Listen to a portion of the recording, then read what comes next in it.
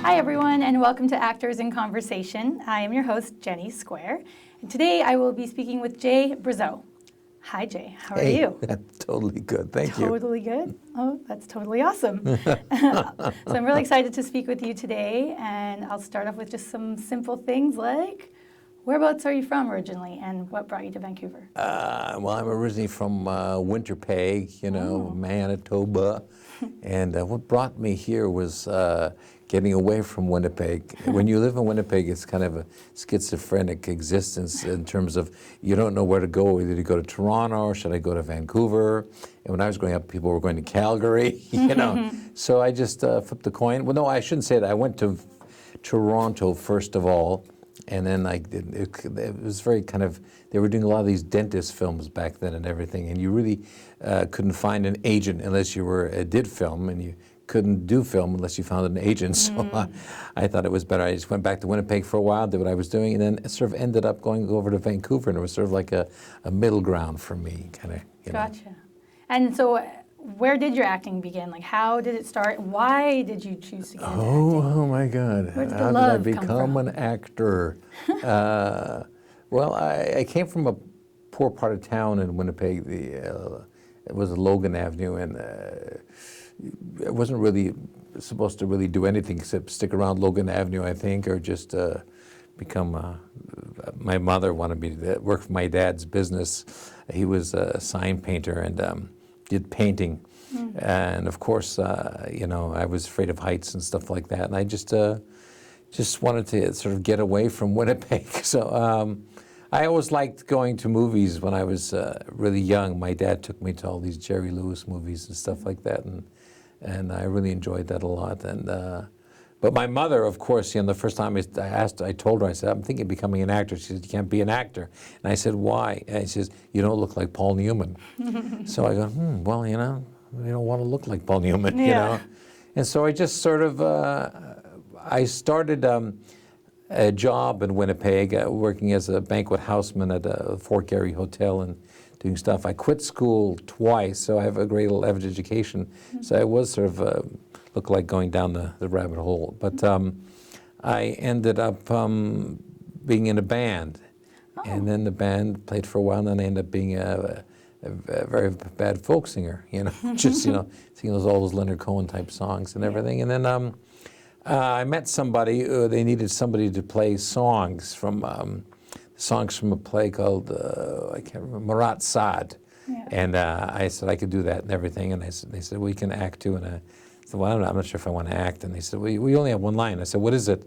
And he said, fuck the cops. So right away, of course, I said, I'll do it, So that was my first sort of gig doing that. And then I just sort of hung around, got involved with children's theater, and just sort of hung around even more. So I'm just learning how to act, and they gave me a nail and some hammer, and they said, go over there and build those sets over there. So I just sort of hung around, and because I was a lot older than a lot of the other guys, I got the parts because, they didn't have to put shoe polish on my hair and stuff like that. Nice.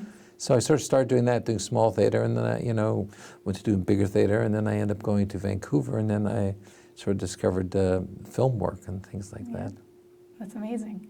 And so you did some theater and film. What would be your favorite part about stage, maybe, and being on set? What's your favorite part about being on set? Well, a favorite part about being set is probably the food. It's always so good, especially in Vancouver. Yeah. It's interesting about trying to figure out what I like doing better.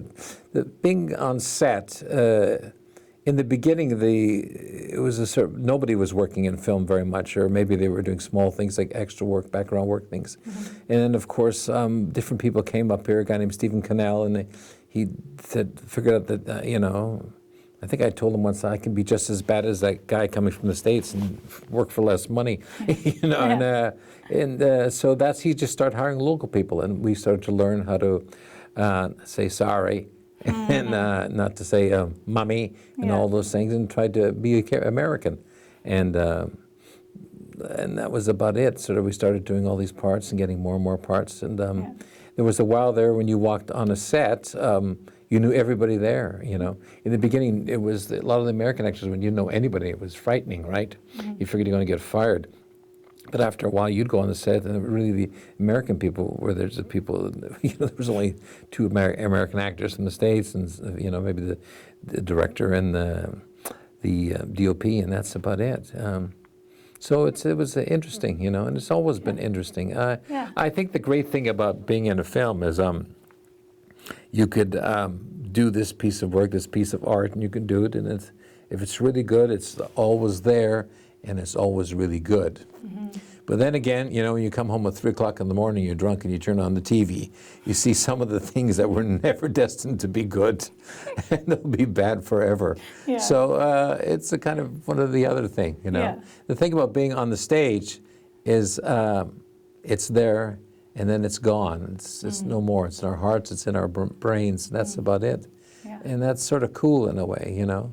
And, of course, being on stage every night, it's different every night, and it's, and at the end of being in a play, the audience are applauding, and you come out, you take your bows, and you're doing this thing together, and it's interesting. Yeah, theater is really interesting. It doesn't pay as much as film, but it's a kind of interesting experience, Yeah. Plus, there's less people to worry about. There's you and the cast on stage, and when you're working, there's the few people who put it all together, Right. And both are very interesting, Yeah. Well, they both sound like beautiful experiences. Oh yeah, they can be. Yeah. They can be really bad too. Yeah.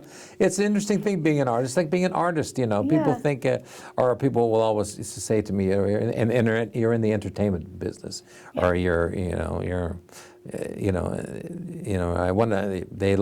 They like going to movies, like being entertained, and they wish that movie had a happy ending, and then, or they think that you're a bad guy, and they think you're. I was in a play once, a little girl, children's play, and this little girl came up to me and said, "Were you the guy who played Mrs. Johnson, Mr. Johnson?" "Yeah." And she kicked me. And what's afterwards? And her mother said, "No, what could you do? How could you do that?" I said, No. I said, I did my job really well then, Yeah. right? I was the bad guy, right? Yeah.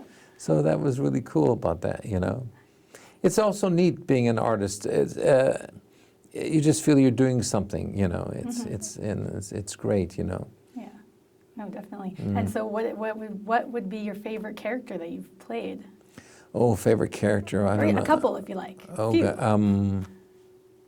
one of the neatest things for me is one of the very first professional play I ever did was a play called Cyrano de Bergerac. And you know the story? They have the big nose and everything, and he Love it. falls in love with a woman, and she's in love with another guy, and in the end, of course, the guy she's in love with dies, and then he sticks around. In the end, she finds out he was really in love with her the whole time, and blah, blah, blah. Yeah. And I was in this play Cyrano, and I had 3 parts. I played Bert Frondeau, the old fife player. I think my line was, "He's being booted and hooted out of town, Montfleury." And then I played a guitar player and a kind of, in a little minstrel I don't know what we did, but anyway, the guitar player Yeah. who played along with the flute player. Yeah. And I had one line which was, "Yes," and the other one, first one was playing a lamplighter. What the fuck is a lamplighter? Yeah. But I said one line, "He's being booted and hooted out of town, Montfleury." Those are all my lines. But it was a marvelous experience. The director saw me in a play. He's cast me, didn't know if I did anything for him. And and that year, his name was Len Cariou. And he was the original Sweeney Todd on Broadway. And he was from Winnipeg. And he came back and he took over a place called the Manitoba Theatre Centre. And he cast me in 3 plays that season in a year. Before that, people were locals, were never on that stage before. So I was able to build sort of my career. And, I did 3 plays that year. There, working at there. And that was my first, he played Cyrano de Bergerac, and I got to watch him every night, and I got to learn.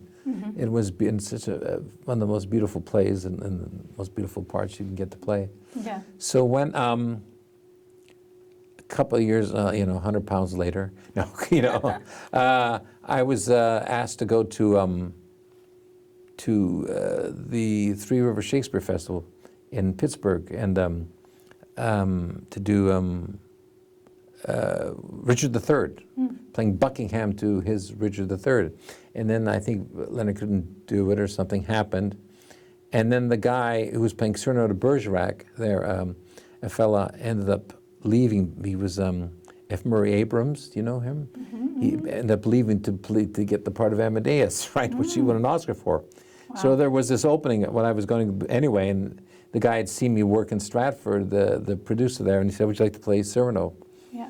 So I thought, wow, this is it, you know. I finally get to do that. So I was able to actually, you know, an evolution of, you know, go back to the beginning again, you know. So that was, probably that would be one of my favorite parts, doing that and everything. And Yeah. That's so cool. yeah, what's a kind of interesting thing. It's lucky when those things happen. Yeah. It doesn't happen all the time, you know. Yeah. Playing Cyrano, if anybody asks you to be in Cyrano, you just go anywhere to do it. Doesn't matter how much money they're paying or whatever it is one of those plays that is just the perfect play and the perfect part. Yeah. I wish I got to see it. Oh, you will someday. Hopefully. Let's see here. What do you think one of your highlights is working in Vancouver, like the Vancouver film scene? Highlights.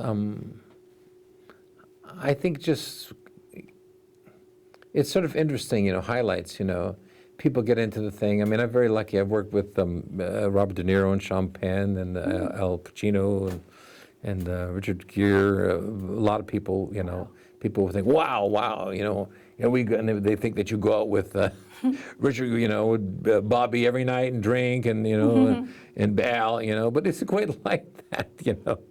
Yeah. When you work with these people, they don't really know you, and they probably think, you know, that you're going to look through their garbage or something, you know. But they're usually all really nice, you know, and terrific. But it is nice to work with on a smaller crew, an independent film, and with your friends, and just. I've had a wonderful experience. Some of my favorite times on film was a improvised film I did called Fathers and Sons. And a fellow named Ben Ratner is one of my favorite actors, and I've worked with him. I played probably his father about 4 or 5 times. Oh, wow. And in the old days, I used to work with a woman named Babs Chula, who's a wonderful actress. She's passed on now. I used to play her boyfriend or her lover or her husband all the time. So you know, so it's incredible working with those people. It's like, you know. It's like visiting friends you haven't seen in a long time. And what's even more nicer is when you see the finished product afterward, and it's even better than you thought it could be, you know? Yeah. Yeah, no, I bet. Yeah, so it's nice. You're only really as good as the material, you know? If as an actor, you can do all you want, or, you know, that's the problem as an actor. In a situation like that, you start acting. And acting isn't necessarily about that. It's about listening and just, you know, keeping it small sometimes and not worrying, you know. Oh, for sure. Any negative sides of the Vancouver industry you want to share? Negative sides about the Vancouver industry. The only negative things about it is we don't have much of a, because a lot of American films are done here, and that's great, you know. But we don't have as much of an independent scene as they have in Toronto. Artists can really survive just doing independent films that come out of, you know, there are great people there that making smaller films and everything. And I wish there was a lot more of that coming in. But Vancouver's a great place. I mean, you know, people come here because it's wonderful. They're working on the same time zone as it is in the States, so they don't have to wake up producers in the middle of the night when something goes wrong. Yeah. And in the old days, the actors can go home on the weekend, you know. And in the beginning, a lot of people were saying, "Oh, why am I coming up here? Why am I going to get to work in the States?" Blah, blah, blah, blah, you know. Then they get to realize, wait a minute, you know, I'm up here, and my per diem is better. It's worth more money. My place I'm staying is really great. The food is great, and people don't bug me on the street. Right. That's the thing about that, eh? It's interesting. Up here, we don't bug actors as much and stuff like that. Yeah. Can I take this picture, you know? Can I get your autograph? Something. They open it, take it home, I'll take it home, and they put it away, they forget, they lose it. It doesn't mean anything, you know? It's like, you know. Yeah, no, So being in Vancouver is a beautiful place, you know? You know, it's great, you know. Yeah, and it's beautiful too, like you said. Yeah, so it's wonderful. They come up here and they're like, it's a "Where great am I?" place. The only problem is we've got this problem of, you know, for younger actors, younger artists, where do they live? It's so expensive now, you know. It's gotten just really ridiculously expensive, you know, and they've got to do something about that, you know. Really worried about this COVID experience because we, the artists of the city, of the world, are going to be behind, you know. I mean, we did different things. There was, what was it, the thing that was called for getting money for free from the... The Serb? The Serb. It was a Serbian thing. Yeah. The Serb. Anyway, I was like, I was thinking about that, and I thought, no, I have some other mind, and I'll play it safe until I really need or do something. And plus, there's so many other people needed that money more than I did. Oh. And I think that we have to start thinking about that, and fighting stronger about that, And not saying it's not entertainment. When they think, oh, we need the movies. In some ways, some people don't really care much about theater anymore. It's a hard thing. But it's a very important necessity. Yeah. If you're in Europe and all those other places like that, it's a very important thing. Yeah. And I think we have to educate people more, especially kids and younger. We have to take them to more plays. They should be part of their life. Yeah. Shakespeare should be part of their life. Yeah. And we have to learn to realize entertainment is great. There will always be entertainment. But art is not necessarily about making you happy, Art is about holding this mirror up to you and seeing what's happening, there. Can you see it now? And that might not be happy to look at, Instead of somebody always saying, oh no, I like that movie, except I didn't like the ending very well. It was sad. Well, that's what happens, right? Yeah, it's a real feeling. Oh, yeah. So I'm hoping that things can happen, can change, and people can just realize more about artists are. They're not just people who are living off you and, stealing, vegetables from your garden at night or whatever. They're real people, they're artists, and we do these things because we have to do them. We have to paint, we have to write, we have to act. That's what we do, If it weren't for all these people who didn't go to theater in the first place, all the technicians and everything, a lot of people graduated from that, and they're the ones who are making your Netflix movies now and everything, and making your CBC things, the documentaries, all that stuff. A lot of that stuff that started right from people in the theater, Yep. as people learned and then made the jump to doing something else. Exactly. You're on the money. Yeah, on the money, yeah. Let's chat a little bit about casting. A lot of people have misconceptions about casting. What's your advice and your take on casting? Well, And casting. going in the room and all that. Well, first off, casting, first of all, it's getting cast, right? So it's, I'm going to get cast, nobody knows who I am, right? And, some people say, I don't want to get typecast, I don't want to get, the whole idea about getting into the business is about being typecast from the beginning. Because once you're typecast, people will begin to know you and cast you in things, It took me a long time. A lot of the parts I would get would angry obese man at a party, the third fat guy in the river, or overweight older man. I didn't even have a name, right? Even if they called me fatty, that would be a name. Oh my goodness. So I had to go from beyond there, and to get to the point where they think of me beyond what I look like. Right. What can I do, right? The English are marvelous in that sense. If you see any English movies, all the people are very real. They all have bad skin, they're all overweight, and bad teeth and everything, If you're watching a lot of American stuff, it's just, everything's perfect, down in, And so you have to get to, the casting directors to think of you more than that, Okay. And I, so beginning I was cast those things, and I started getting a lot of what was called white-collar crime, I guess you could say, or the guys, the lawyers, the bad lawyers, the bad doctors, the bad stuff like that, and then evil scientists or something. The guy who comes on a lot, walks on, and they set up the camera here on, like where you are, right? Yeah. And you talk for 4 pages on why the UFOs are landing in Deep Cove and how we can get rid of them, or why your brother has cancer and there's nothing more I can do for him. And then I'm lucky if they even turn the car around on me, Yeah. So that's what I do sometimes. I was doing a lot in film. 60% probably of everything I do is like that. And after a while, it gets to be a bit hard because, well, you really don't have a character. You're just somebody who sort of walks on and explains, or sometimes that's what the writer's forgotten to put in, or other stuff, and just supplies the information, information supplier, right? So I did that for an awful lot and everything, and And I just wanted to changing that, so I started not doing those roles. It means less roles for me, but it means that people begin to see you again in these other types of roles, you know. And I've been very lucky. I mean, I played Santa Claus about 10 times. I don't mind doing that. I really enjoy, you know, being on the set. It really is nice. And when both of the job and the writing and everything comes together, it can be really beautiful, you know. Yeah. No, I bet. So casting is, so that's what I play a lot. Santa Clauses, the older guys. I remember in the old days I was always going in for those parts, you know. I wasn't going in. I remember the guys, you know, Dolly Rhodes, all those other guys. I said, well, I guess I'll, you know. Then suddenly you wake up one morning and you go, oh my God, I'm 66. I'm those guys now, you know. Those guys, the cooter. What the hell is going on here, this son of, you know. Suddenly it's all that and everything, you know. Yeah. And, you know.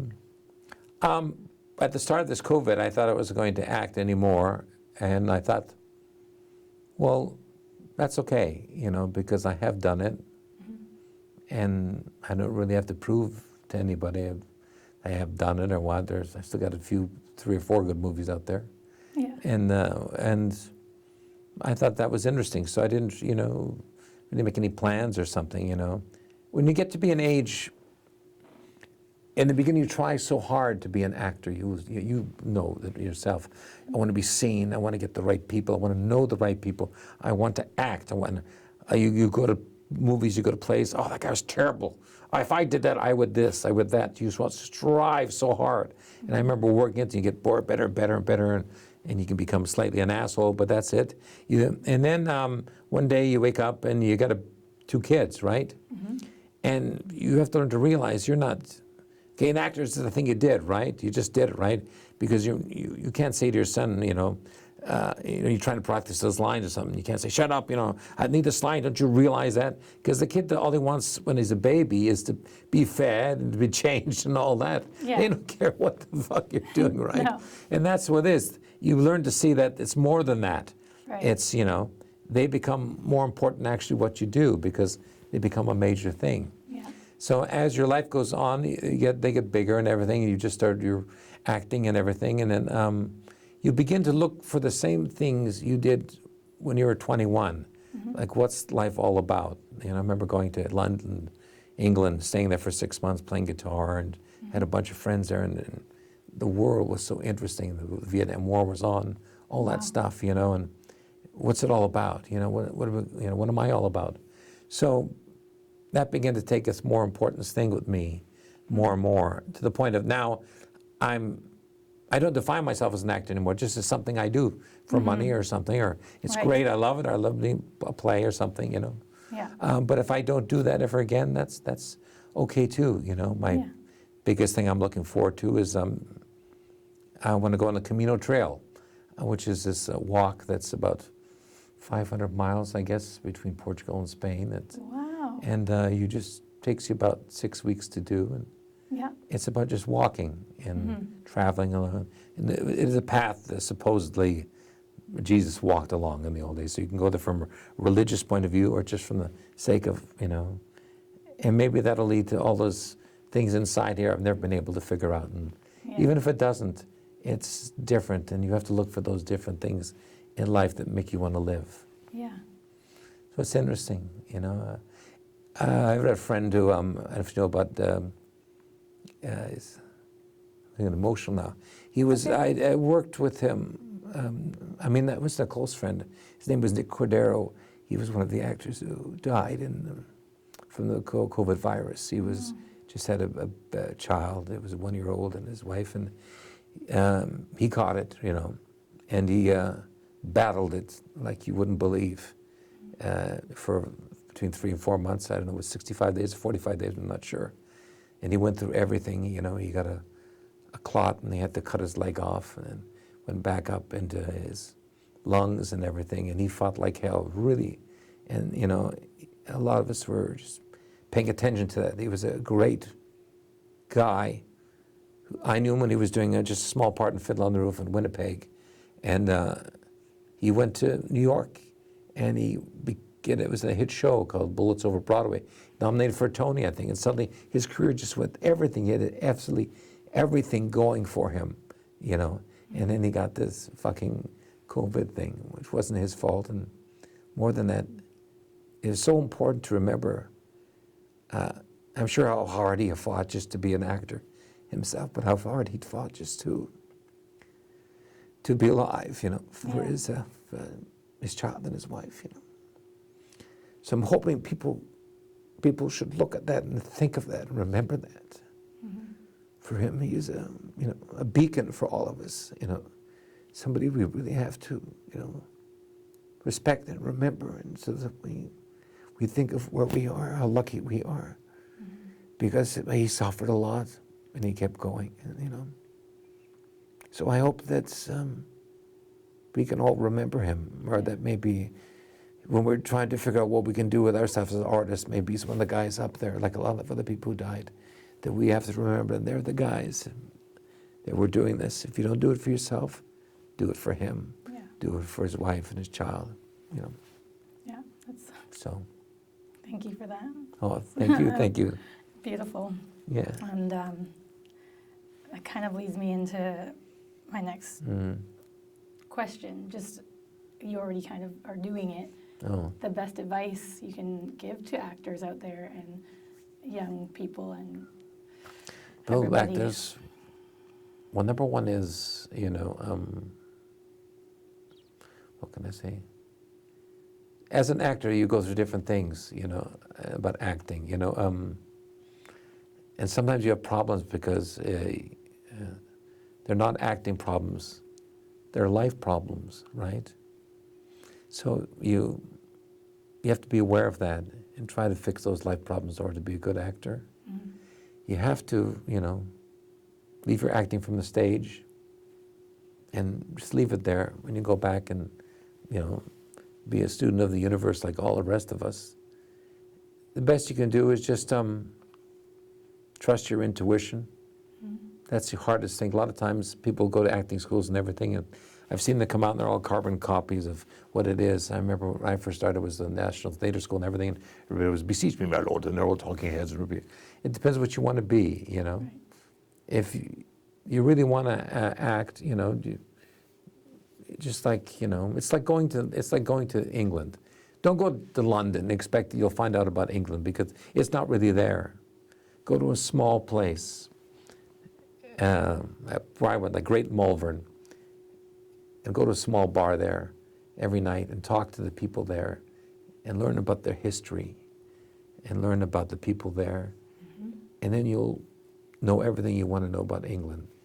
You don't have to go to the big places. You don't have to go to Broadway. You don't have to be famous. I've been to Broadway and seen big, huge plays that were so amateuristic in my life. And I've been to small basements where there were two of us in the audience. And acting was superb. It was probably the best I'd ever seen in my life. I think that's the most really interesting thing about being in the theater.